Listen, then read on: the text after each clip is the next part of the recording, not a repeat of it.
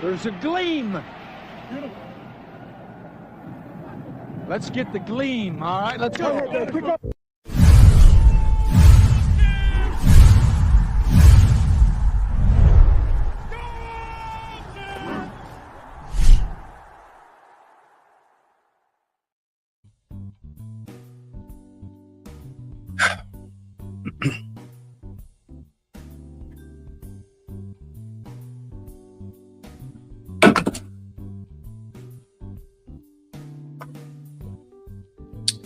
Ginger ale with peach slices. Has a nice little bite to it. It's like drinking a peach soda. Anyway, so welcome to Raw Dogs, my little corner of the Browns. And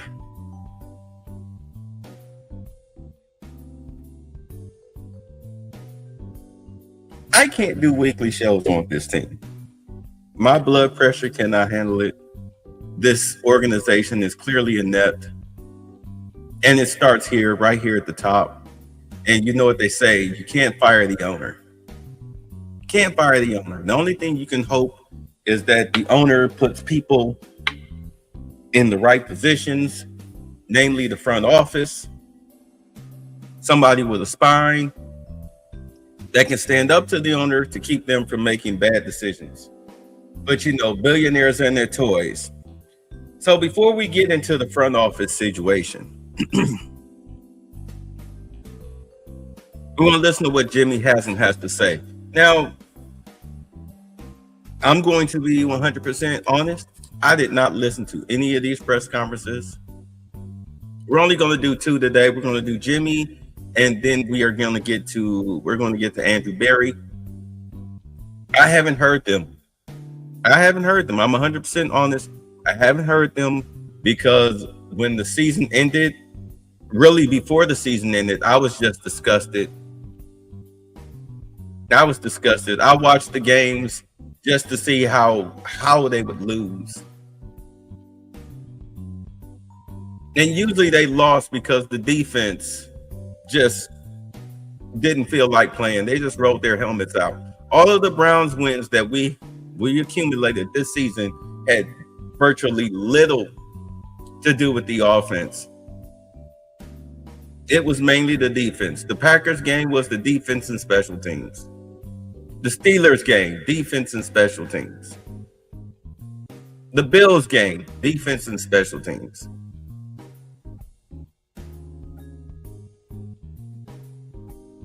Who else did we beat because of defense and special teams? I mean,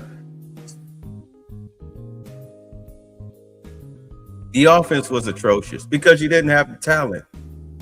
You still don't have the talent. You need a quarterback, a left tackle, possibly a left guard, a right guard, and definitely a right tackle, and two wide receivers, possibly three. And probably another tight end. Also, you're going to need a running back that can spell Quinshon Judkins. Because Sampson he's a receiving back.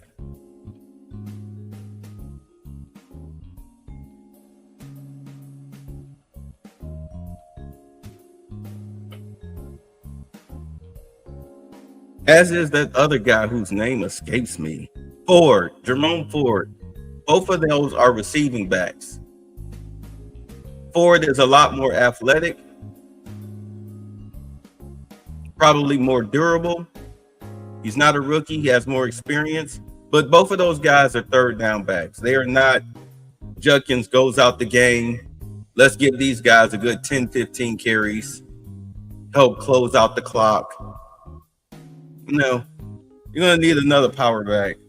But at any rate, before we get into talking about the roster, let's deal with ownership, then we'll delve into the front office. Statement. He's going to take a few questions. I think everyone knows Andrew's going to be available in the press conference room at 12:30. All right? All right, good morning, everyone. Personnel decisions, particularly with people at the top of an organization are always difficult. And I can tell you, having made a lot of these over the years, that this was as difficult as any we've ever had to make because of the quality of the person involved. Organized, worked hard, navigated our ship for 6 years through the inevitable ups and downs that we face in the NFL. Outstanding father and husband.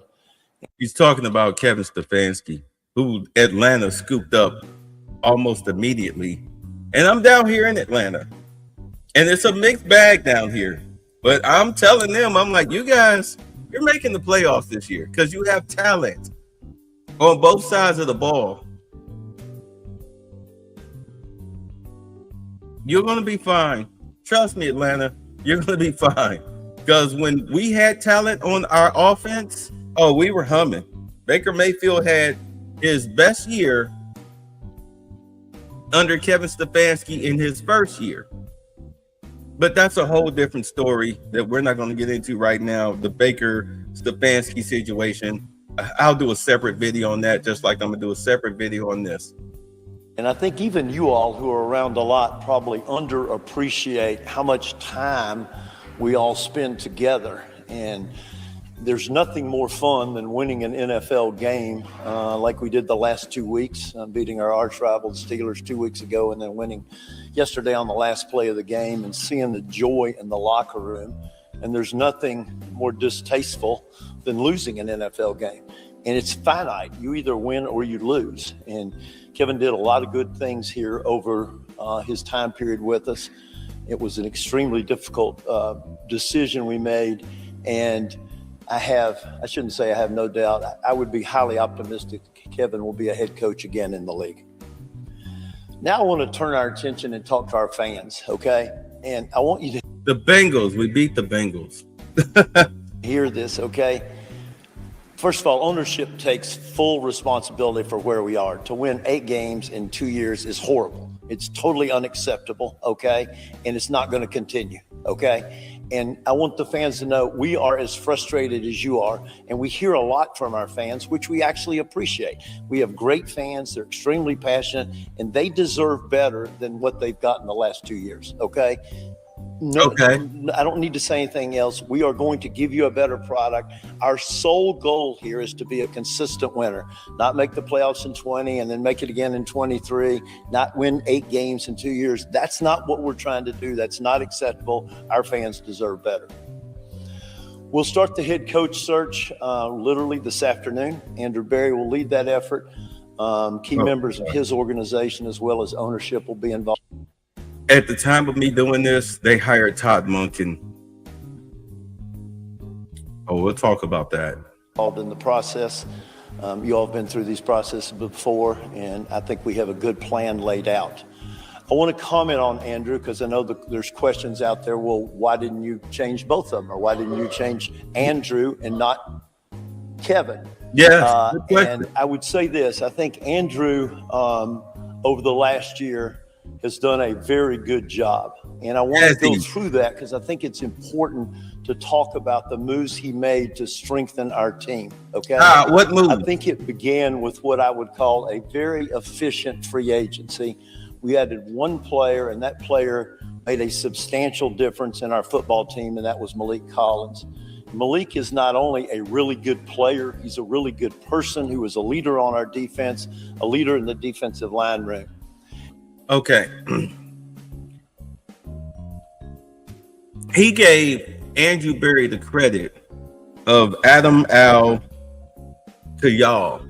I hope I'm pronouncing your name right. But Adam Al, I'm going to call him double AK. I'll just call him Adam Al. I'll call him Adam Al. Adam Al, okay. Yeah. Andrew Berry is stealing this man's credit. We'll get to it. We'll run through it. Andrew negotiated a trade a week or two before the draft started, in which we added 3 draft picks, 2 last year, a second and a fourth or a fifth, and a first this year. Okay. Still stealing that man's credit. I think we had one of the better drafts that we've ever had.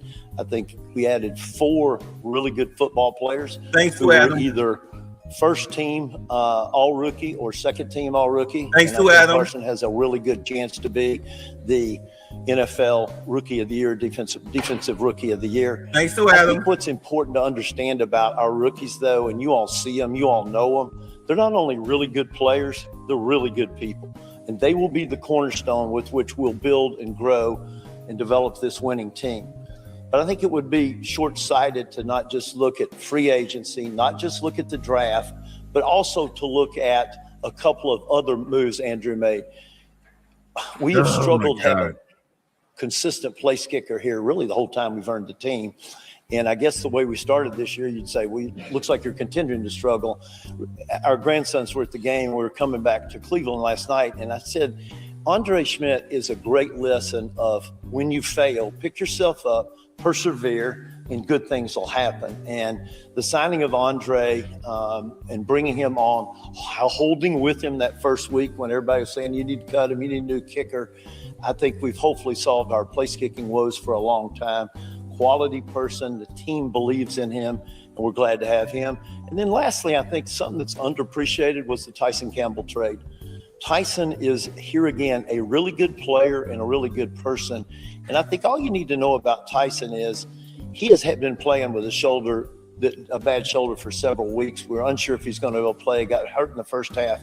He went in, got treatment, came back and tried to play in the second half of a game where we were trying to win our fifth game. It wasn't like we were trying to make the playoffs.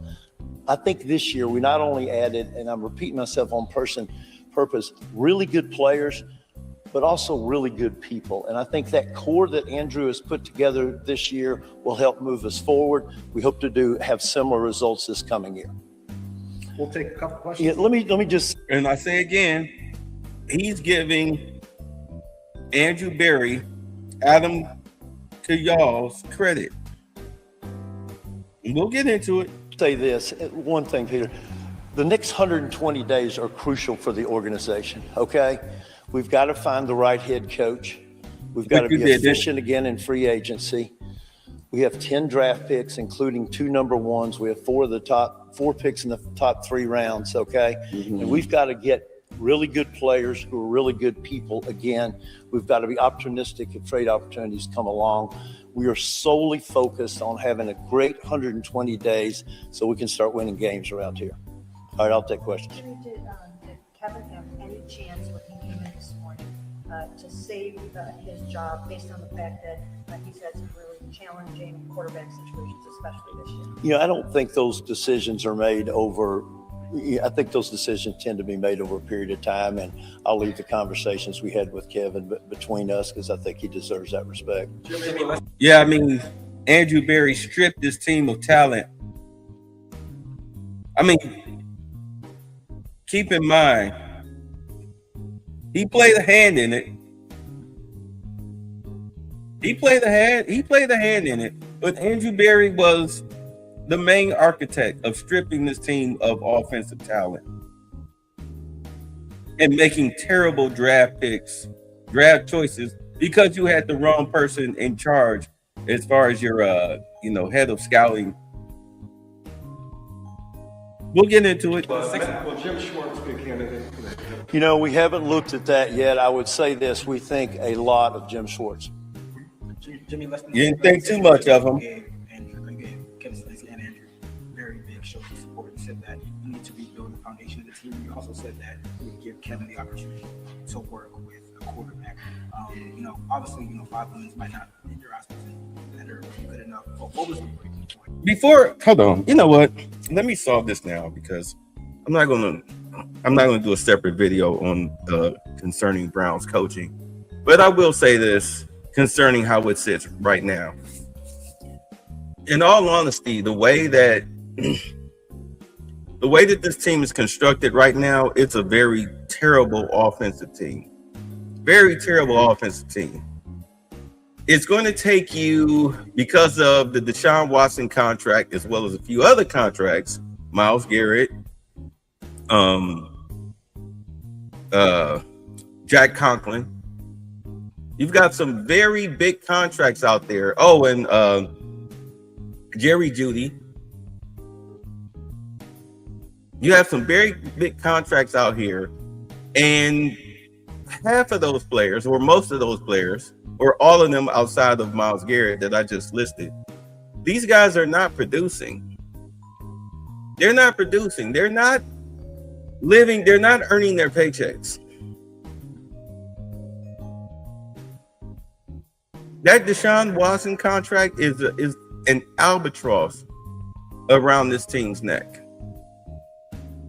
So you're going to be very limited in your cap space, and the best way to manage that is that you have to go through the draft. You're going to have to rebuild your offense through the draft, and luckily you have someone in place, Adam Al.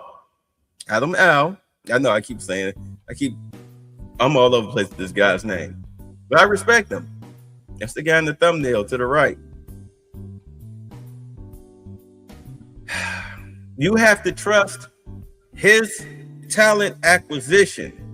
You have to trust his scouting reports, because he's responsible for the players this past draft. He's responsible for that. And I know you guys, you want to go after Dillon Gabriel. You want to praise Shedeur Sanders. Understand, neither one of those guys were supposed to see the field this year. It was supposed to be Flacco, backed up by Kenny Pickett, or vice versa, with either Gabriel or Sanders in the third slot. But and one of them was supposed to go on the practice squad, which, in all honesty, the way based on draft order, it should have been Sanders. But this guy, Jimmy Haslam, didn't want to risk losing him.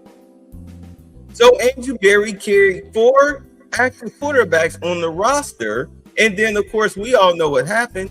Traded Kenny Pickett, played a couple games with Joe Flacco, traded him to the Bengals. So we were stuck with 2 rookies on our active roster and wound up playing both of them. And then we wonder why the team had 0 success.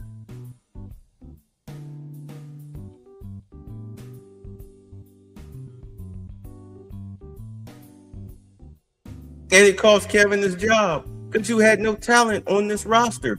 The sad part about it is, because of the situation that we're in right now, you should have went ahead and gave Schwartz the job. Once you realize that nobody wanted this job,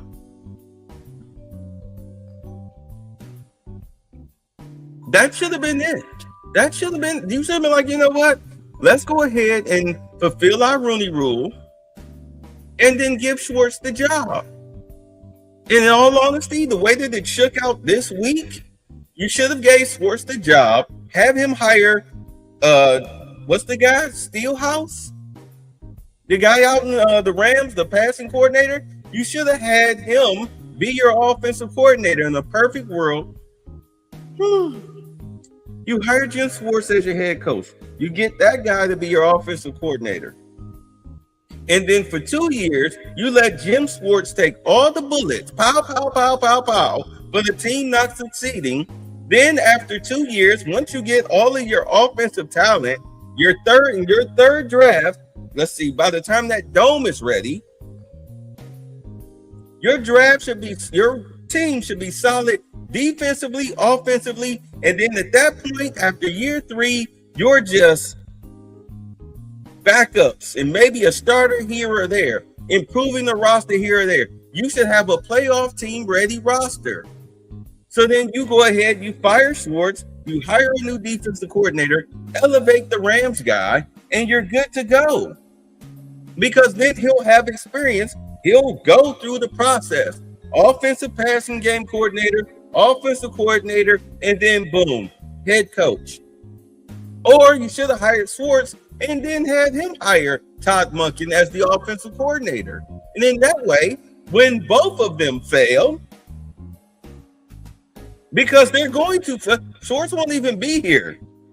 But if he was here, when both of them fail after 2 years, you clean house. You fire Andrew Berry, you fire Schwartz, you fire Monken, And then you promote Adam Kayal, promote him to general manager because he's going to give you some dynamite drafts. Watch this year's draft mimic last year's draft, this previous draft. Watch, and it'll be on Adam's dime, and you're going to give the credit to Andrew Berry, but it's going to come out that these are Adam's picks. Everybody in that front office knows that these are Adam's picks. But as far as the coaching situation right here, Andrew Berry pretty much, he bought himself 2 years. He bought himself another 2 years.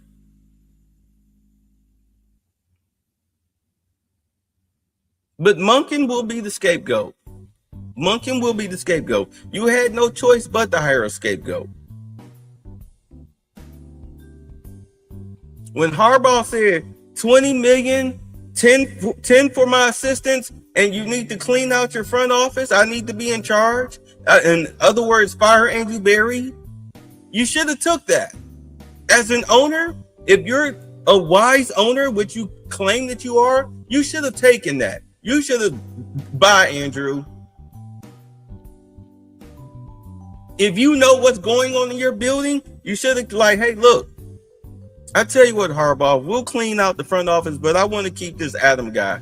He's the reason why our defense was running around beating the hell out of you. Our offense was trash, but our defense was great because of our rookies.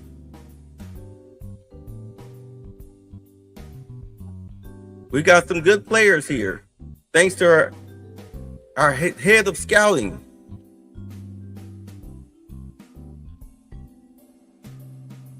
We'll promote him to be the general manager. He's a young guy. He's up and comer. Just tell him what you need and he'll go find it. He won't be giving out guaranteed contracts to guys who nobody else wants.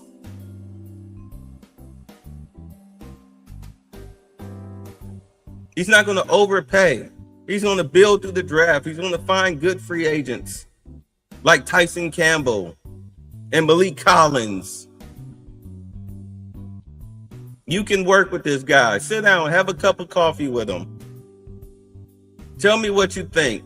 Don't go anywhere till you and him have a conversation. That's what you should have done, but you didn't.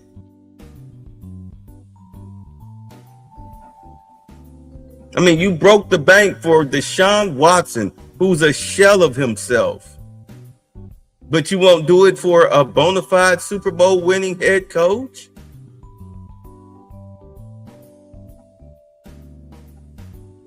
You won't do it for a guy who's kicked your ass up and down Baltimore and Cleveland streets twice a year for 19 years?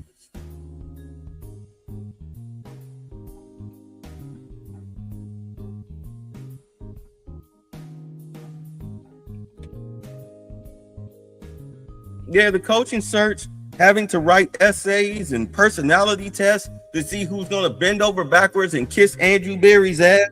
That's ridiculous. That's ridiculous. I mean, there's a reason why a lot of these coaches were like, yeah, no thanks. They were turning down interview requests and turning down second interviews because they met with you and your inept general manager.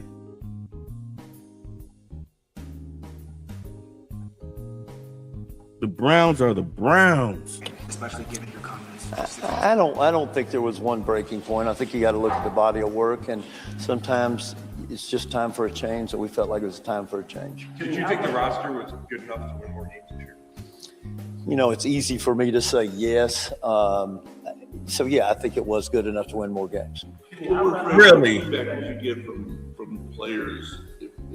And that's why Todd Monken is the head And how coach much here. did you And Jim Schwartz is going out the door with We a take little into bigger. account a broad array of of comments, thoughts, data, et cetera, when making a decision like this. Jimmy, how much do you think, to use your words, the swing and miss on Deshaun Watson affected Kevin's ability to win, and the way the offensive line and wide receivers were sort of affected over the last 6 years?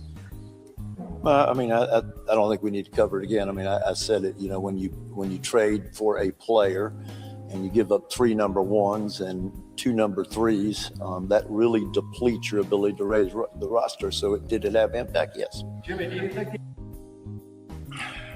You know, in all honesty, you know what? I'm gonna save it for. I'm gonna name it the Watson debacle. The alignment between Barry and Stefanski suffered this year. No, The coach no, said he no. didn't know if you were trading Joe Flacco. How does that happen? Let me say this, and some of you said this is a dysfunctional building. I take huge exception to that. The two of them work just like this, okay? And they talk all the time. Their offices are basically next door to each other. I mean, is there tension in the building? Of course. I mean, this is a hard business, and there's lots of stuff going on. The two of them work together extremely well. Please tell me why Kevin Stefanski would sign off on trading his starting quarterback to play 2 rookies. Dylan Gabriel was not slated to start this year. He was supposed to have been the 3rd string quarterback if he was able to be the 3rd string quarterback and sit.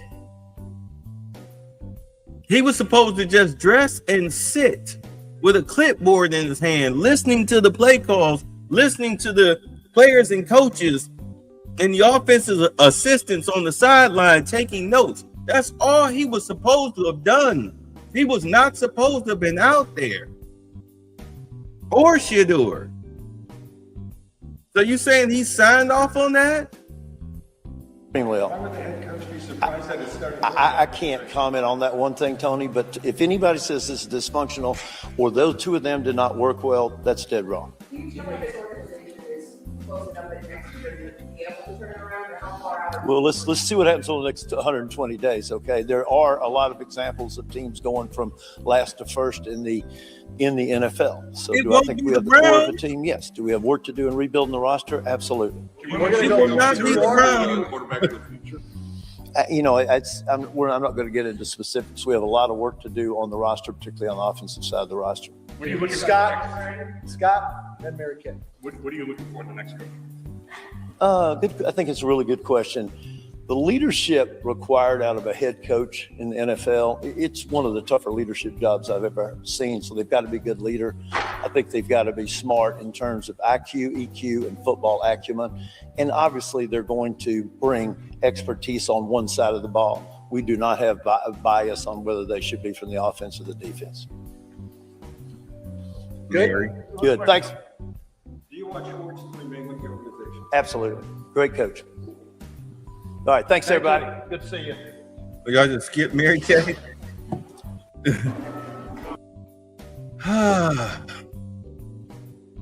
That's embarrassing.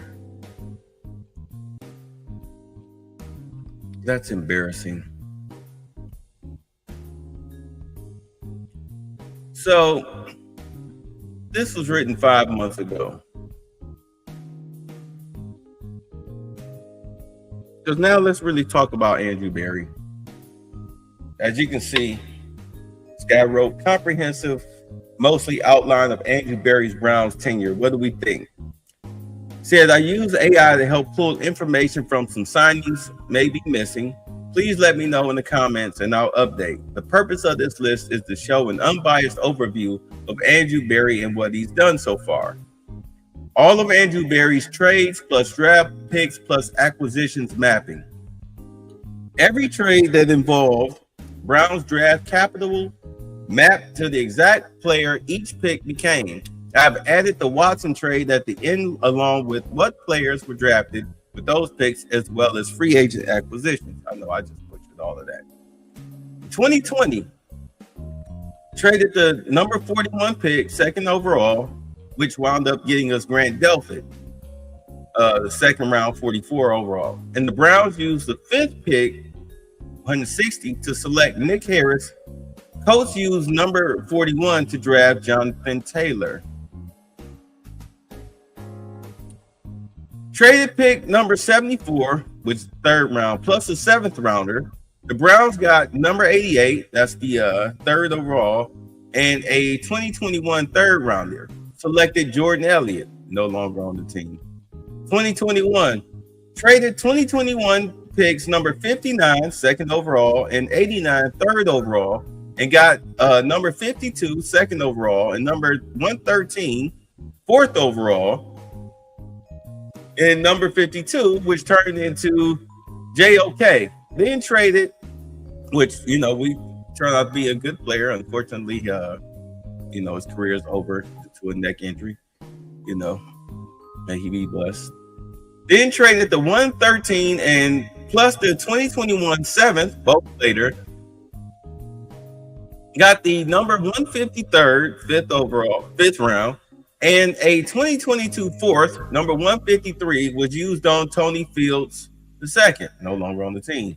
2022, traded number 44 second and received the number 68 third and the number 108 fourth and a number 124 fourth used on Barton Emerson.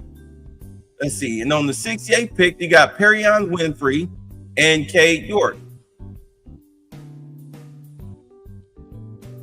The only one that's still on the team is Martin Emerson, coming off a knee injury. Traded the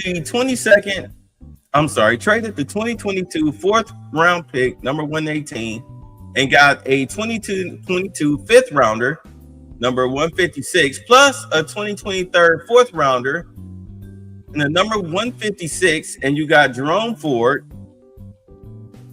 third down back. Traded cornerback Troy Hill and got a 2023 fourth round pick, number 140 overall. 2023, traded the number 42 second round pick. I'm not even going to say the numbers. I'm just going to say the rounds. Traded the second round pick to receive wide receiver Elijah Moore, no longer on the team, plus a third. Used the number 74th. Used the 74th pick to select Cedric Tillman, who's garbage. Jets used number 42 for Joe Tippmann. Good pick by them. 2024, traded for Jerry Jeudy. Gave up 2024 fifth and sixth round picks. Broncos used them in their 2024 draft. They got Chris Abrams drained at number 145. Traded Amari Cooper to Buffalo. Browns received 2025 third and 2026 seventh round picks. Traded Zadarius Smith. The Lions gained 2026 fifth and sixth round picks. Again, some of these are not Andrew Berry's. This here in 2024, the Amari Cooper and Zadarius Smiths, you're going to find out that was Adams. Those were Adams' acquisitions. 2025.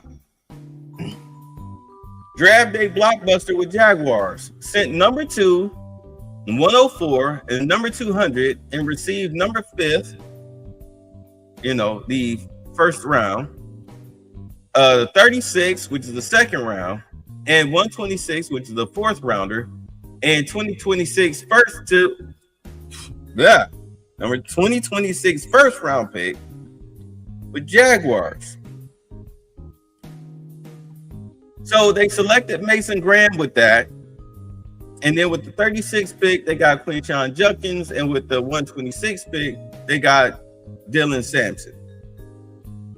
Traded a late 2025 picks to Texans and received their 2025 fifth and round pick and a 2027 fifth round pick. Kenny Pickett trade maneuvers. Acquired Pickett, 2025 fifth round pick from Eagles.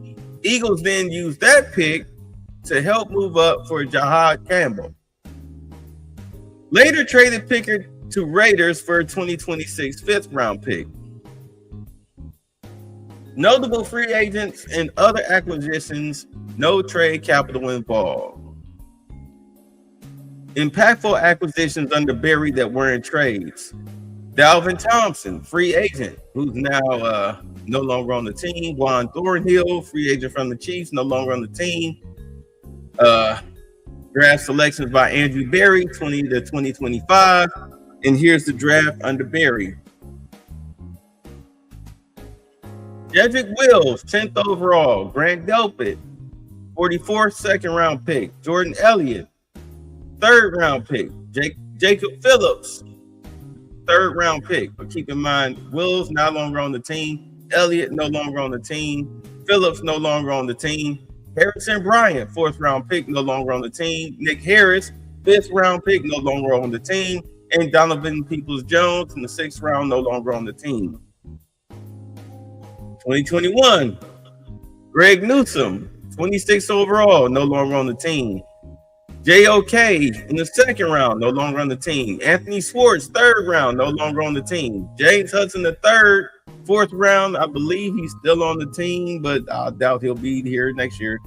Tommy Togiai, still on the team, 4th round. Tony Fields, 5th round, gone.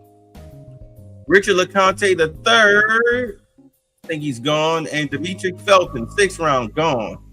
2022, Martin Emerson. This is after the Deshaun Watson trade. Martin Emerson, 3rd round, still on the team. Alex Wright, 3rd round, still on the team. David Bell, 3rd round, retired. Perrion Winfrey, still on the team, 4th round. Cade York, 4th round, no longer on the team. Jerome Ford, 5th round, still on the team. Michael Woods, the 2nd, on and off the team. Isaiah Woods, 7th round pick, still on the team. And Dawson Deaton, 7th round pick, no longer on the team. 2023, Cedric Tillman, 3rd round, still on the team. Saika Ika, 3rd round, still on the team. DeJuan Jones, still on the team, 4th round. Isaiah McGuire, 4th round, still on the team. Actually started opposite of Myles Garrett. Dorian Thompson-Robinson, 5th round, no longer on the team. Cameron Mitchell, still on the team, 5th round, and Luke Whippler, still on the team. 2024, Mike Hall Jr., still on the team, 2nd round. Zach Zinter, 3rd round, still on the team. Jamari Thrash, 5th round, still on the team. Nathaniel Watson, 6th round, still on the team. Miles Harden, 7th round, still on the team. And Jawan Briggs, 7th round, still on the team.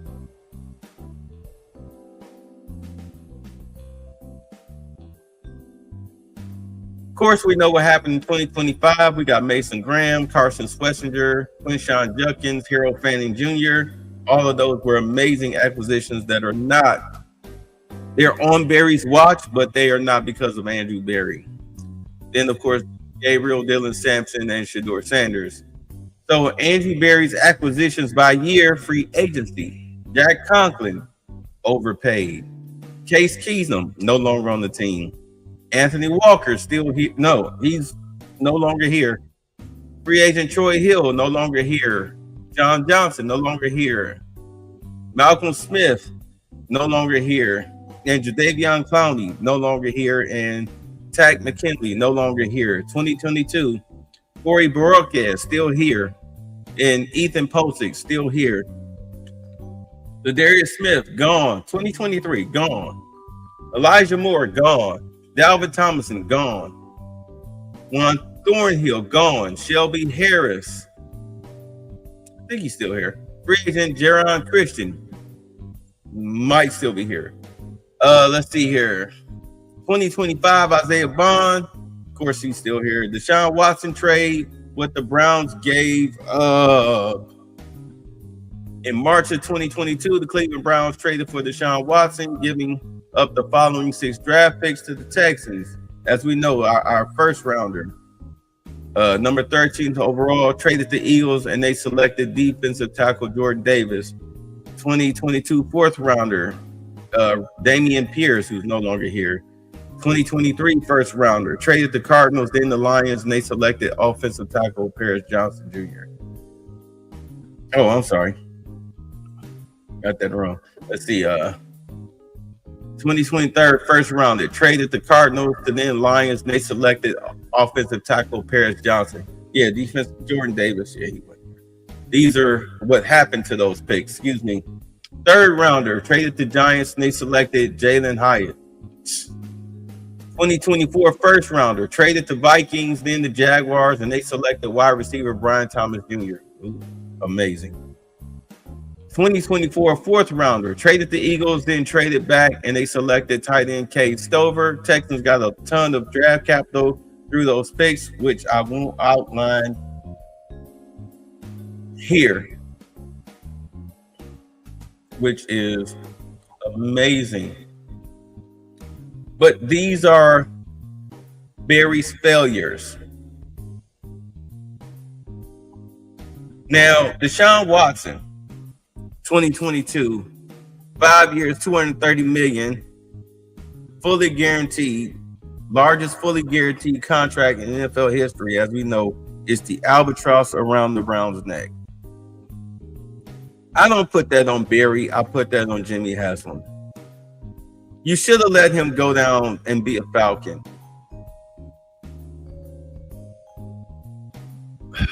I'm not going to get into the discussion of that here. As much as I want to, I mean, we all thought Deshaun Watson was going to be the Deshaun Watson of Houston, but all of that psychotherapy they put him under and whatnot, it turned him into a shell of himself. By far one of the worst trades in NFL history. Myles Garrett, $125 million for 5 years. I'm not even going to contest that. The man is worth his money. Denzel Ward, he's got a 3-year contract. His extension was given in 2022. Guaranteed $31 million. He's worth it. But by the time this contract is up, it's just a matter of, do you keep him? Do you keep him? Or do you let him walk? Or do you trade him in the final year to get some draft capital? We'll see. Because the concussions and the injury thing, eventually it will take a toll. Amari Cooper.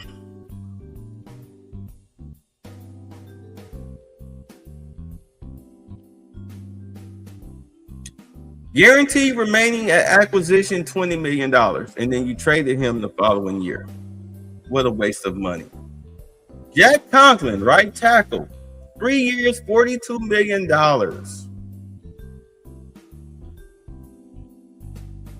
Guaranteed $31 million.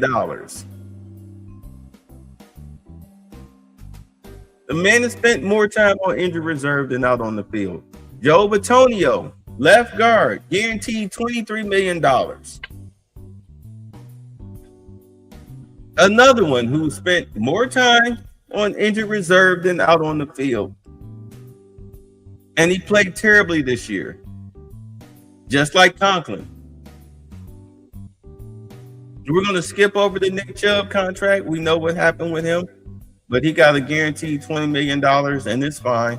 Dalvin Tomlinson, 4 years, $57 million, guaranteed at signing 27.5, and that was in 2023. And of course, he didn't even do the full 4 years. Of course, Zadarius Smith in 2023, guaranteed 11.5.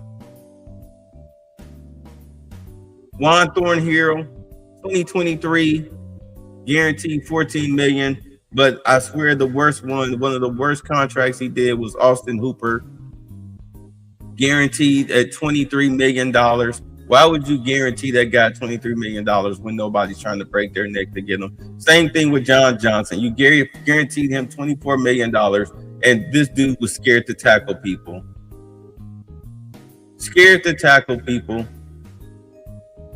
Jerry Jeudy, guaranteed $41 million. Barry extended him immediately after trading for him. Why?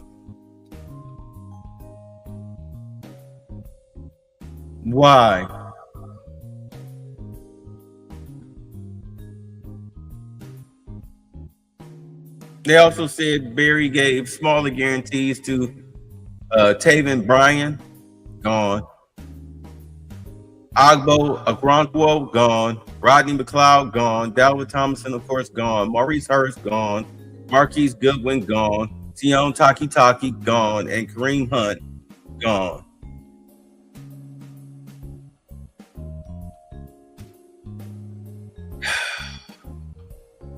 Complete waste of money. Complete waste of money. I'm not even going to get into the head coaching search, but I will say that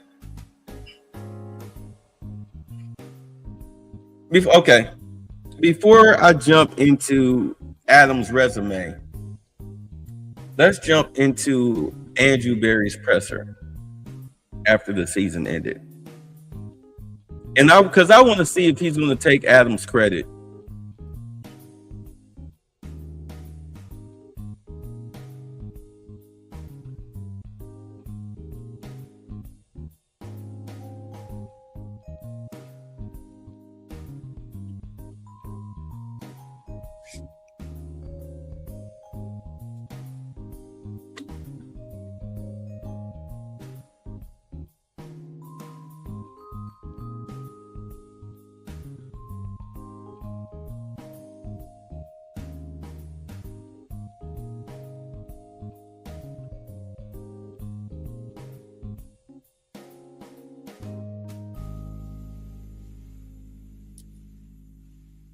Then why did you sabotage him?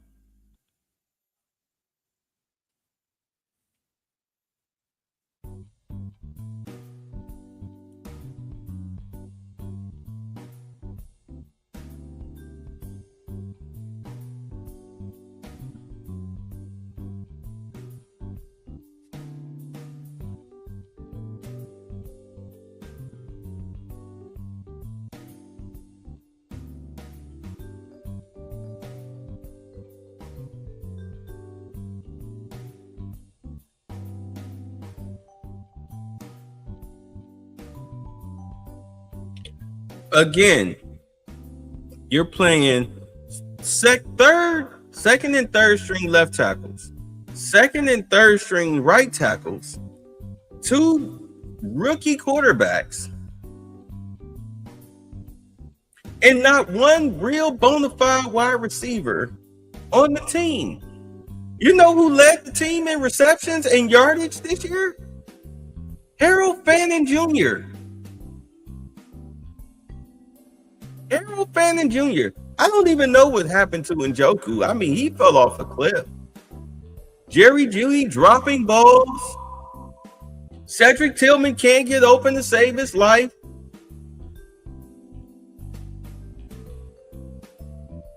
And as much as I liked Isaiah Bond's tape, as you had him out there with no training camp, he's got some growing to do. He's got to learn, stop leaving your feet. Stop acting like you're catching a medicine ball. Learn to catch with your hands. He's out there catching NFL footballs like if you're a grown man. You're throwing the ball to like a 10-year-old. You're throwing him an NFL-sized ball. Not a little boy ball, but an NFL-sized ball. And when you throw it to him, he catch it with his whole body. And, ooh, he jumps up and catches it. It's like he's catching a medicine ball. It's pathetic. You saw nothing out of Jamari Thrash.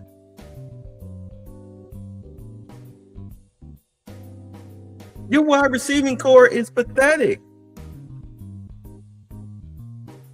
Your best player on offense outside of Harold Fannin Jr. was Quinshon Judkins. That's it. Those were your two best offensive players. Your best offensive lineman was your mediocre center in Posick. Your quarterback situation is a mess.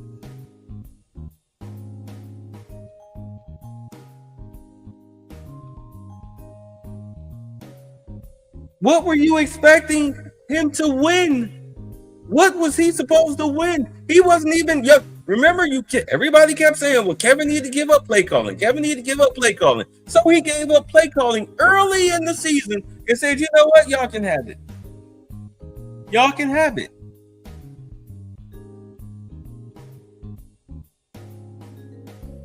And it was by far the most pathetic offense we've seen in a long time. The last time the offense looked this bad was in '99. But at least you had a quarterback. This team has nothing. It has nothing but a tight end and a running back to work with.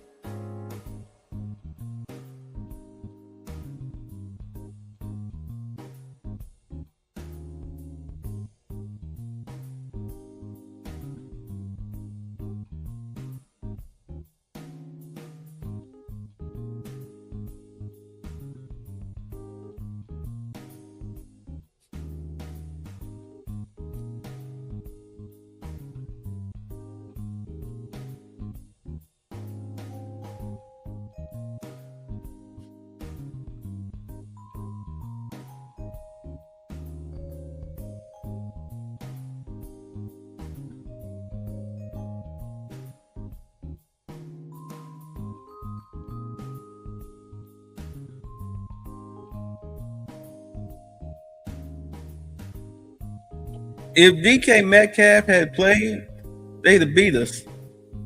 They'd have beat us by 2 touchdowns. Easy. But because the Steelers' wide receiving core is worse than the Browns, I mean, they almost tied the game. On their final drive, they almost tied the game. With scrubs.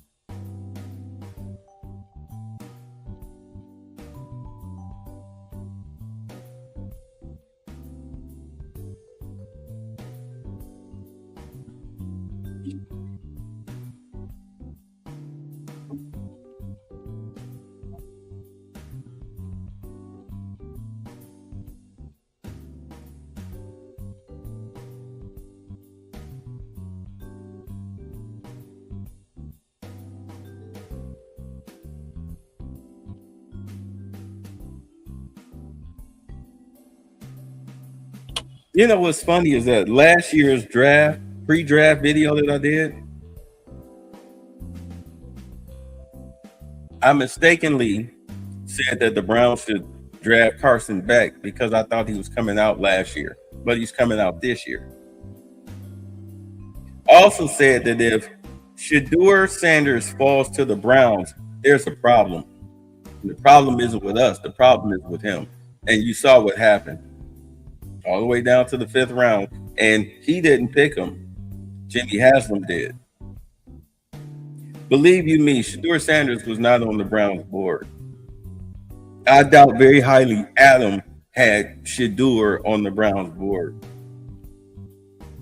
And do understand Dillon Gabriel statistically was a safe pick. He was a safe pick. He was not supposed to start, supposed to be a backup. He was supposed to be a backup, a career backup. Maybe he can start a few games as we saw, but he was never supposed to be the starter. So we'll see. People are saying that the Browns are eyeing Carson Beck, like in the 3rd round. We'll see how the draft shapes up.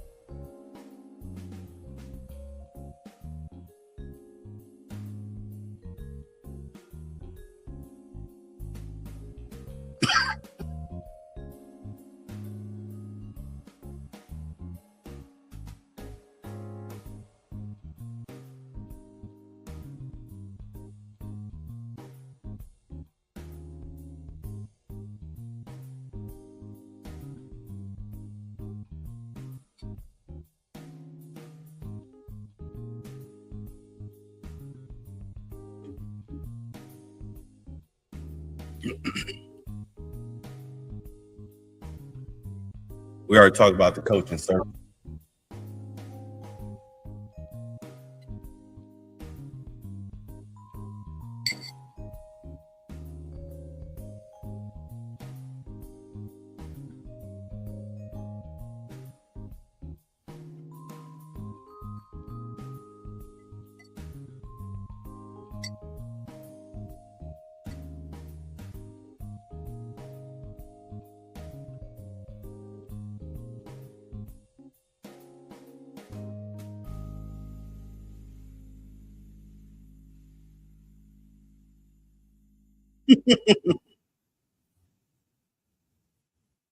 Todd Monken.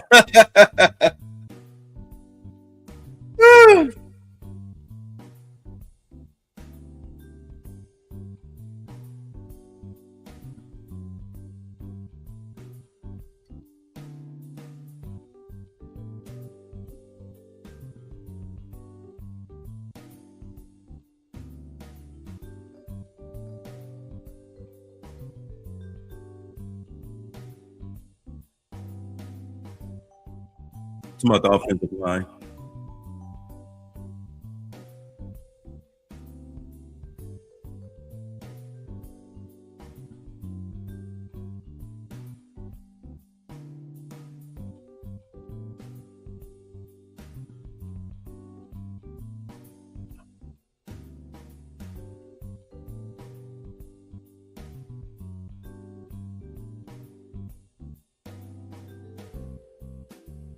So that's why you traded your two veteran quarterbacks to give two rookies, a third rounder and a fifth rounder, snaps to see if you can build with them with a 3-man offensive line. That was your evaluation process. That was your decision.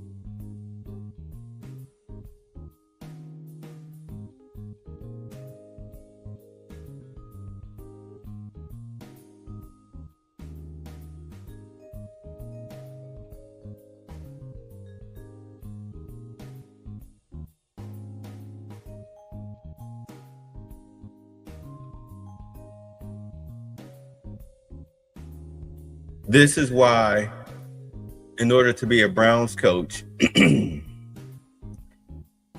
as it says, candidates must complete personality tests and multi-part essays.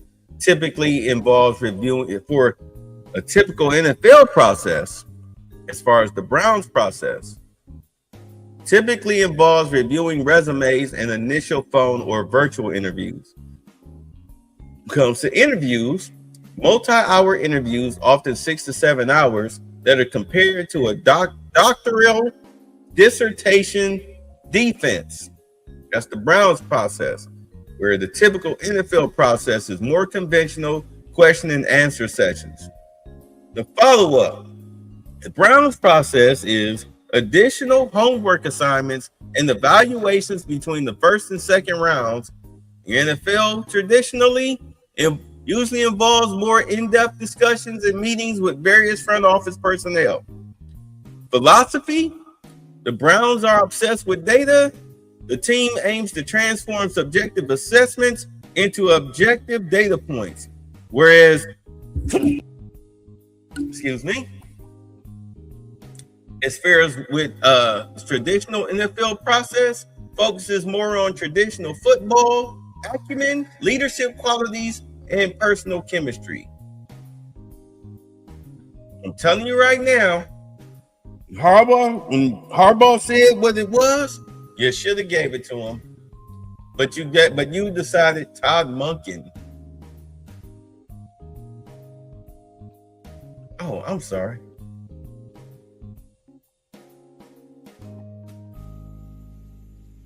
I know. I just totally ruined all of that, didn't I?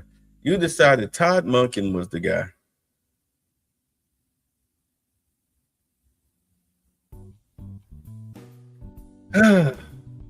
Let's get to it.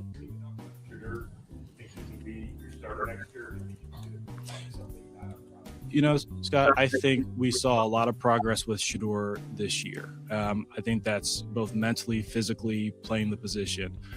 He's still very much a work in progress, like many rookie quarterbacks are. But I think we saw some really good things in terms of, you know, his playmaking, his accuracy, his ability to extend with his feet. And I think I'd also give him credit, as well as our offensive staff, for bringing him along in terms of his pocket management, you know, his situational awareness and things of that nature.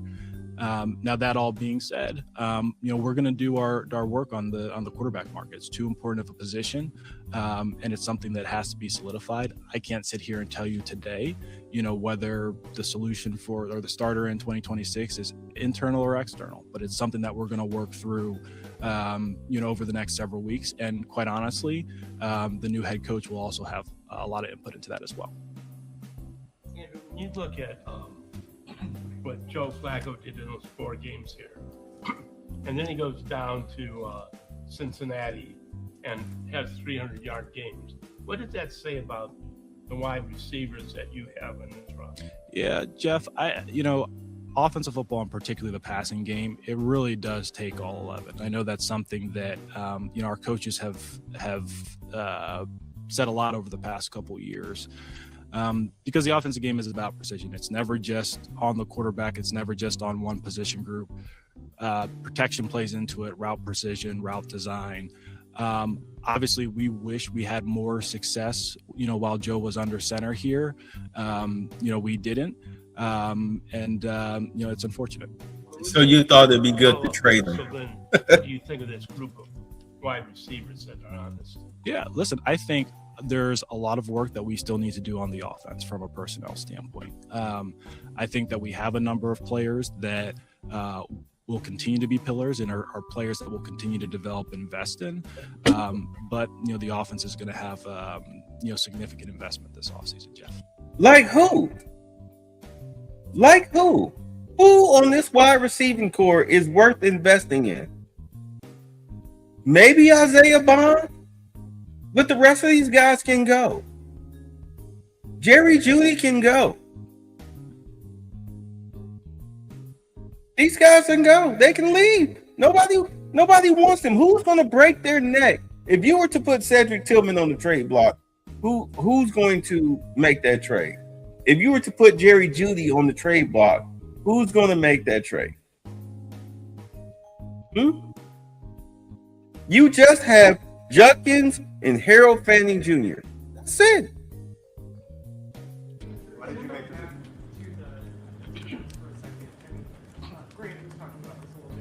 obviously there's not a lot of people that run this sort of system. Yeah. Jim runs and two high safety systems come over top of all that stuff. I mean, how important is it for you, regardless of to keep the defense in this sort of system factor, given the personnel you guys have added to the class? It's a good question, Ashley.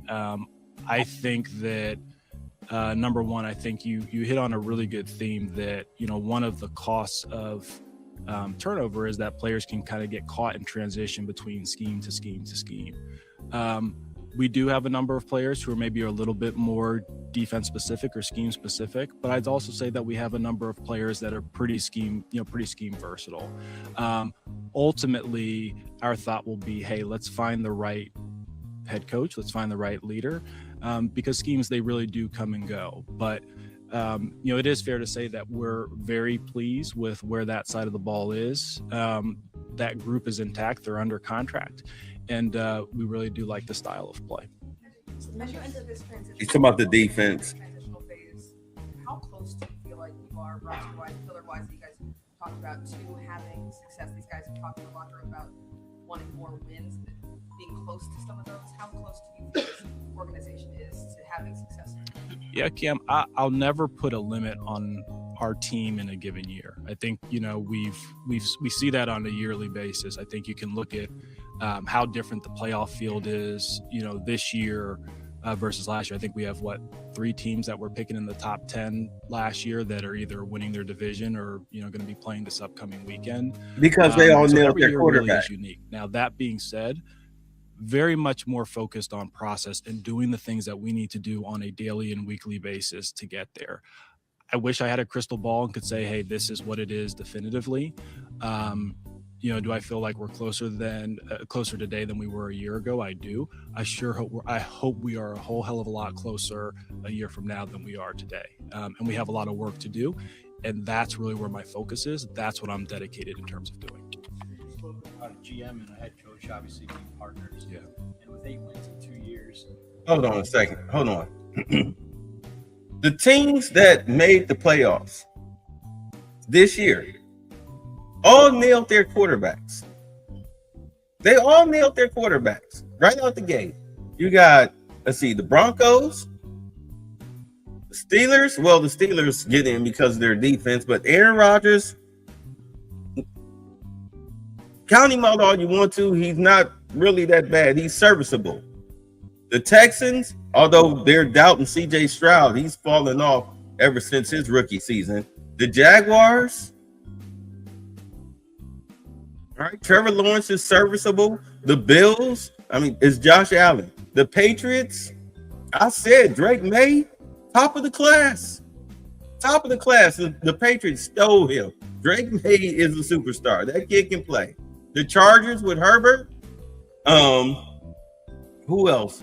The Seahawks, Sam Darnold, when he was a rookie, he was at USC. When he was ready to come out, I wanted us to grab Sam Darnold. Instead, we got Baker Mayfield. And you see how that worked out. Sam Darnold went to the Jets. People thought that he was a bust, but the Jets are where quarterbacks go to die, just like Cleveland. The Jets are where quarterbacks go to die. Ever since he left the Jets, his career trajectory has just skyrocketed. You've got the Panthers, Bryce Young. Once he got some talent around him, he took off. Of course, we already know with the Rams, all right, they got the old grizzled veteran. The Eagles, Jalen Hurts. I would rather give the credit to the Eagles defense. The 49ers smoked them. Brock Purdy, you know that they hit 49ers struck gold with Brock Purdy. They just had their injuries. The Bears, all they needed was a good head coach, and finally they got one. Jordan Love and the Packers, their coach holds them back. Their coach holds them back. Those were your playoff teams. Everybody that made the playoffs this year has a quarterback that's not going anywhere, barring retirement. Or a blockbuster trade. A lot of times we see in pro sports house cleaning. How do you feel personally and professionally about Kevin going to New State? Yeah, like I said, Nate, this is a very tough day. And I just say this, I own the results the past 2 years, Nate. I own it entirely. And well, then why don't you resign? Ownership evaluates every one of us in the operation on an annual basis. I'm no different. And I am grateful that they feel like I'm the right person to lead us through this transition period. And that's where all my focus, energy, and dedication is going to be. Bad ownership. He should have been fired. You cost Kevin his job. You sacrificed him. That's what you did. You sacrificed Kevin so you could keep your job. This offseason to create the path to finding that player here? Yeah, Daryl, I'd say quarterback is the most important position in sports. We all know that. And part of the equation with quarterback is the evaluation part. Part of it is the development part as well. It's the most important part. It's the hardest position to play. It can take time, but look, that's the focus, solidifying that position. That's the biggest thing that can lead to sustainable success. That's priority number one. How we accomplish that with the combination of internal options, external veteran options, the draft, that remains to be seen. But priority number one is finding the leader for the organization. That's what our focus is on in the short term. Todd Where Monken. does Deshaun Watson stand? Let me do Mary Kay. Let me do Daniel, and then I'll go back to you because Where does Deshaun Watson stand in this organization? And do you anticipate him being on the roster in 2026 as it's been reported? Yeah, Daniel. First, I'll say we're very pleased with how Deshaun went through and attacked his rehab this past year, how he engaged with the team, what he did in the meeting rooms. Very pleased with the progress that he made in that regard.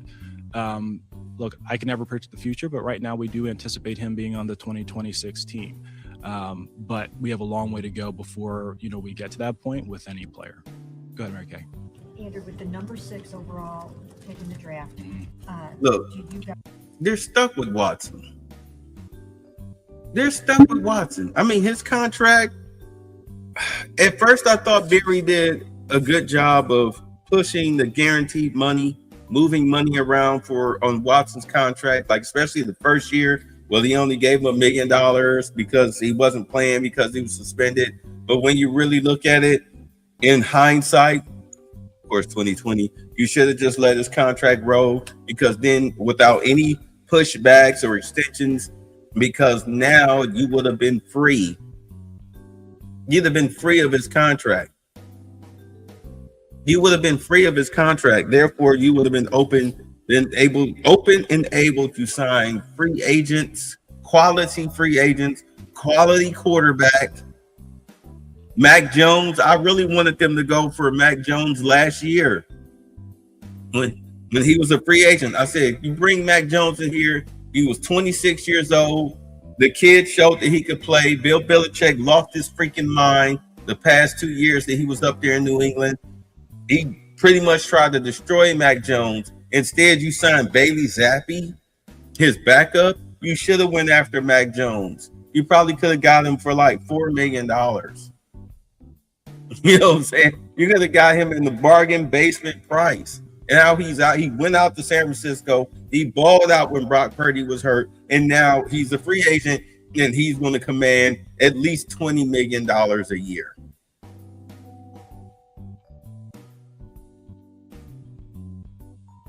In all honesty, what you should have done when you were trying to get rid of Baker Mayfield, you should have traded him to the Panthers for Sam Darnold, whether he was injured or not.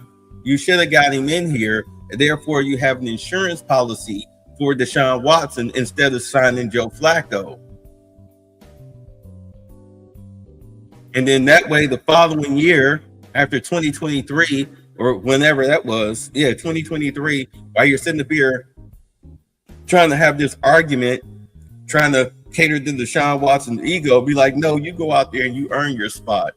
Open competition. You got 1 year left on your contract. Earn the money. And you could have had Sam Darnold on the cheap, made a smart decision to keep him here, been free of Watson's contract, could have repaired your offensive line at your tackle positions, especially at your left tackle position.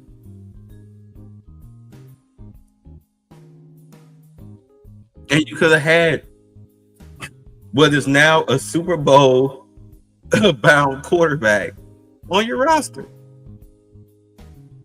If you would have drafted him over Mayfield way back when, but that was a different GM ago. Well, but then again, knowing the Browns, he probably wouldn't even be here right now, would he? Yeah.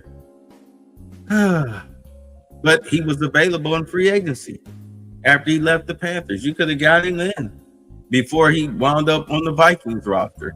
But everybody thought that he was, or matter of fact, when he was on the Niners roster and a free agent, you could have got him then. He showed great promise with the Niners roster. That's why Kevin O'Connell grabbed him up there in Minnesota to compete with J.J. McCarron, not McCarron. Get the Vikings quarterback, but he's terrible. The kid from Michigan, he's terrible.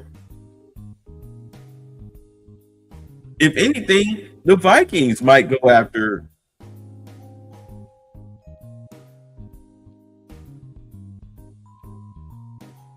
not Sam Darnold. I forgot the kid's name just like that. Mac Jones. They might go after Mac Jones. The Raiders might go after Mac Jones. We'll see. The Cardinals. Somebody's going to go after Mac Jones. Mac Jones will probably be a starter in this league next year. Guys feel with what you're seeing in the quarterback landscape in the class, if you choose to go that route, do you feel like you guys could acquire one of the top picks in this draft? And then I have a little follow-up to that question. Honestly, Mary Kay, it's too early to tell. I think you can think about what everyone felt like we knew about the quarterback landscape this time last year. About what we thought we knew about the draft. There's a lot of work to be done with this entire draft class, and again, you want to do that in partnership with your new head coach as well. So I wish I could give you a little bit more in that regard, but it's a long process to get through the assessment of this year's passers. Follow up on that real quick. I promise I'll get you next, Tony. Okay. Follow up on that. Because you are going to be committing so many resources to the offensive side of the ball, and because you have so many young guys, might you trend more towards offensive-minded coaches and maybe get a younger vibe or anything like that? No, not necessarily, Mary Kay. I think it's more you're looking for maybe a specific skill set given where we are in our build. I think that's fair. I don't think that archetype is singular. I don't think that means it just has to be a young person. I don't think that just means it has to be an offensive coach. I mentioned a little bit earlier, the head coaching position is so different than being a coordinator, and the head coach's responsibility is to make sure that the offense is run and developed well, as opposed to necessarily having to be the person that directly does it.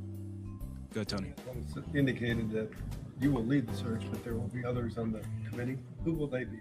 Yeah, Tony, I won't go into specific names. It's a good question, but you say we're going to leverage the expertise across our football operations group.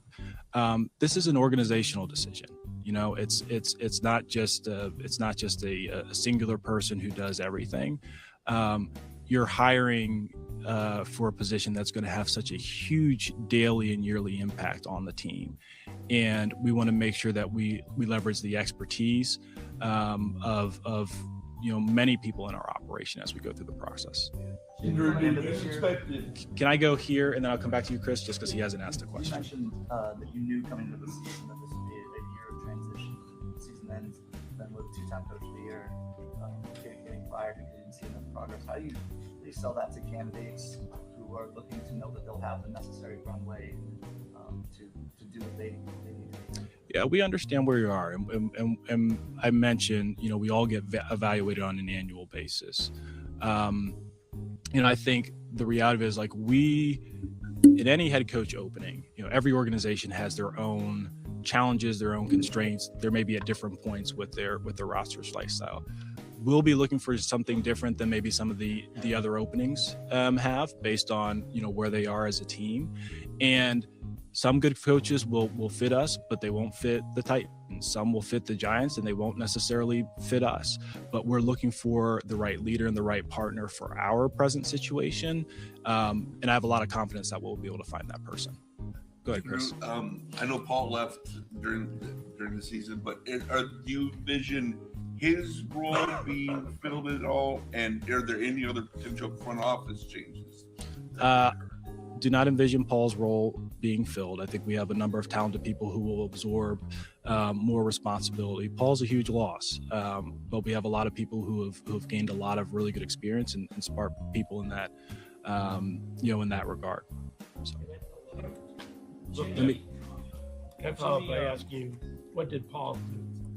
We didn't get a chance to talk to you in mid-season, so can you tell us what he did? Yeah. So Jeff, I think, this is something that we've covered a lot over the past 6 years. Paul, let me just say this. Paul is a longtime executive, former general manager, incredibly strong, sharp thought partner, huge in terms of strategic thinking, and really built up the research and strategy group as well as player development. Paul did a lot for the organization over his time here. And we're grateful for the amount of time that he did spend with us.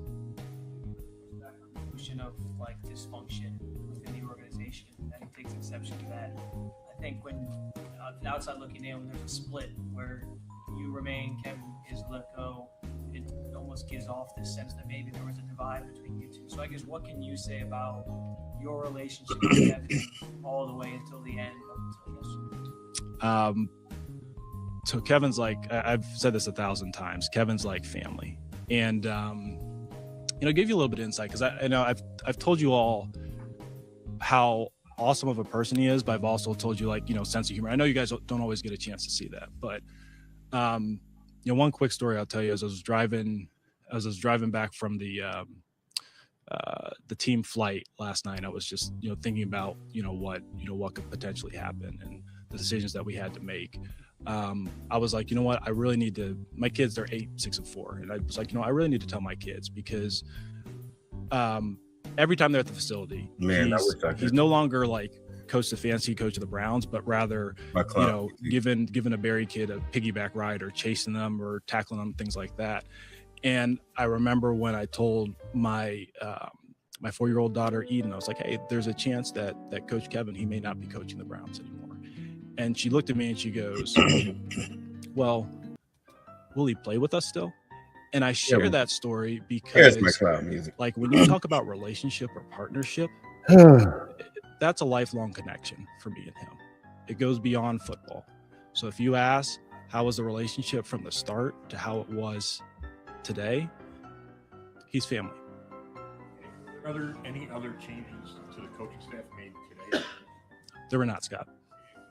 Will you require the new coach to keep anybody on the staff? Jim or Tom? I'll touch what I said a little bit earlier. Ultimately, that'll be the head coach's prerogative. Obviously, we'll have a number of discussions about the existing staff, but that'll be the head coach's prerogative. John Dorsey. Let me go here and then I'll go to you, Terry. Let me go to Nate first. I just remember John Dorsey years ago. He was a very experienced GM, sitting up there and saying about a coaching search. Yeah. He's driving home at night. He's telling himself, just don't screw this up. And he hired Freddie Kitchens. Lead a coaching search, and you're going to be leaning on. Yeah, we're going to leverage a lot of people with experience and people with, I'd say, process expertise, both internally and externally. Being a head coach in the National Football League, it's a really, really, really hard job. And I think it's at times maybe a little bit like players where you try and make the best decision that you can at the time with the information that you have. But, I joke is like, I don't actually, Bill Polian used to say this, that like other than running for Congress or governing in Congress, like position of head coach may be just as hard because of all the different challenges and things that you face. And so what is well defined in terms of what we're looking for and what the role will be specific to our organization. And make the best hire we can. I'm confident we'll find a good coach. And then a big part of it, no different than quarterbacks, Daryl, is we've got to support that individual to make sure that they can have success as they lead us. Go ahead, Terry. Winning games for 2 years is pressure for them. How fast can you, I guess, get to where your team is watchable again, and just a better product? Yeah.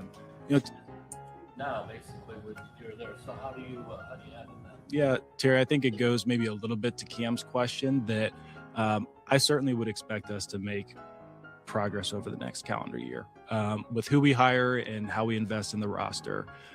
In terms of our ultimate goals, I can't put a firm timeline on that, but we certainly do owe the fans more than what we've given them the past.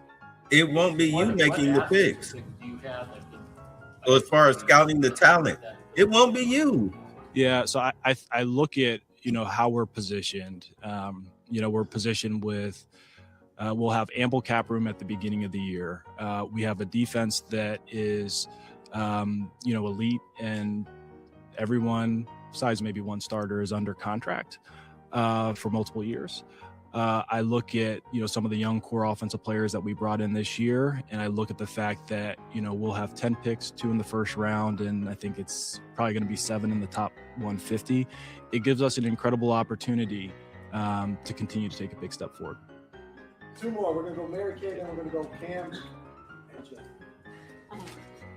When you talked to Miles Garrett on Friday in the locker room, he mentioned that, you know, that more rebuilding is not going to be for him, and he needs some assurances that you guys are 100% committed to winning as fast and as soon as possible and thoroughly as possible.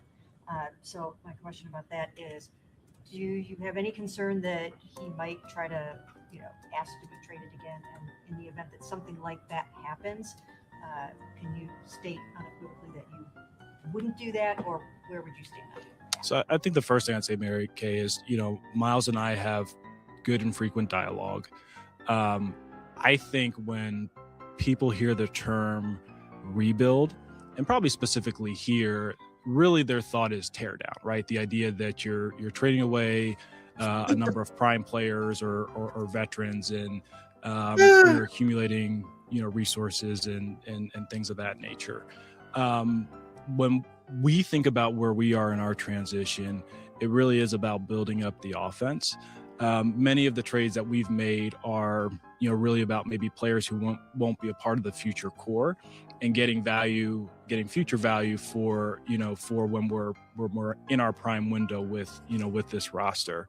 If we do trade a productive veteran in his prime, it's probably more in lines of what we did with Greg Newsome, you know, where we were able to acquire Tyson Campbell, a player that we thought was an excellent scheme fit. He's in his prime and under contract for 3 years. It would be more of a strategic decision like that. So our focus is on continuing to build. Winning is always the focus, but we also want to make sure that we take the proper steps to ensure that, hey, we don't have these up and down seasons, but that we can sustain it. Okay, first and foremost, you lied to Miles Garrett, and you're lying to us. You are going through a rebuild. You tore down the offense. You completely stripped the offensive talent. That's on you because of those bad contracts, those bad guaranteed contracts that you gave out, hoping that the salary cap would cover your tail. Yeah, how's that working out for you? You're looking at a 3-year project in rebuilding the offense with a bad coach, which is by design. Let's be honest. When you really look at it, this is by design. You hired Todd Monken to take the bullets for 2 years. You fired him, and if you're the owner, you fire Barry too. Promote Adam to the new GM because he is a hot GM candidate, up and comer. Give him some assurances, some guarantees, and you let him lead the coaching search. You lied to Miles. Personally, if I was Miles, I would come in there, and now that they've hired Todd Monken, I'd be like, you know what? I want to restructure my contract because you are going to trade me, and I want to restructure my contract. I'm going to give you all the salary cap space you need. Go ahead. I'll take $25 million, and I'm open for a trade. Hold on a second.